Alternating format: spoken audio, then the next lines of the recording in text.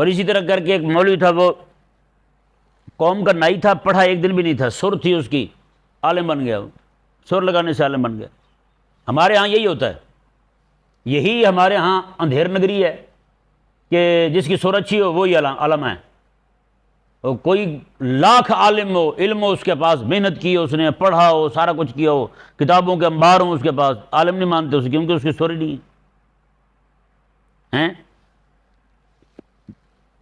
ایک نائی نا، بادشاہ کو ضرورت پڑی بال کٹوانے کی، بادشاہ کو بال کٹوانے کی ضرورت پڑی تو اس نے اپنے خادم کو کہا کہ نائی بلاؤ۔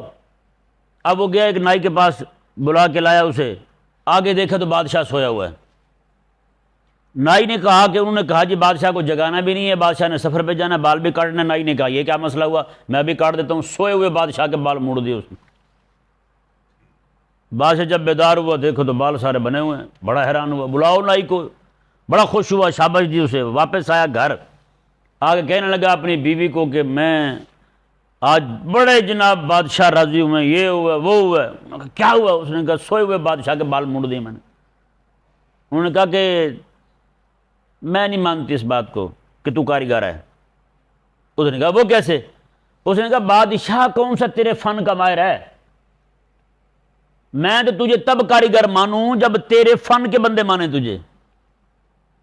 جب 5-7 نائی اکٹھے ہو گئے تجھے کاریگر مانیں گے، میں تو تب تجھے فنکار مانوں گی، کہ تب میں مانوں گی تو واقعی اس فن کا ماہر ہے۔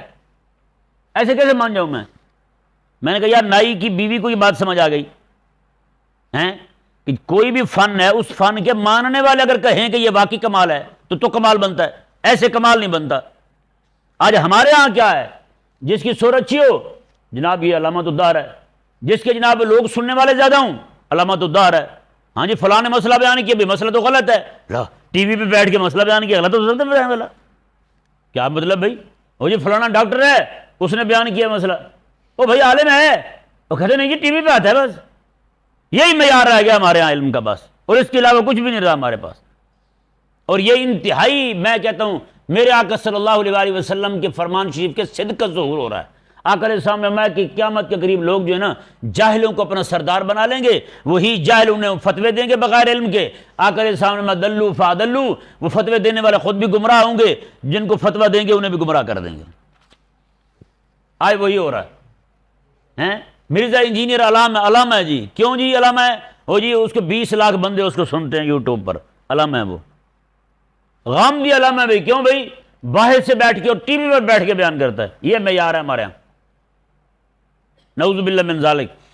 اللہ تبارک ہاں میں کہہ رہا تھا کہ مولوی کی سر اچھی تھی، اس نے جناب وہ سر لگانے لگا تو تقریریں شروع کر دی، تقریریں پھر ایسی کرتا ڈھونڈ نکال دیتا تھا، بڑے بڑے علماء اسے بلا کے اپنے مجمع میں تقریر کرواتے تھے۔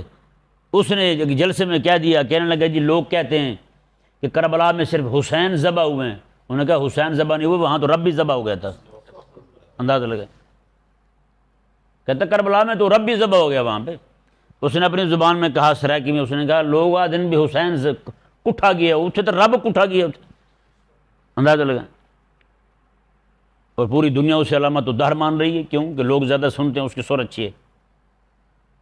اللہ تبارک و تعالیٰ اس قوم پر رحم فرمائے۔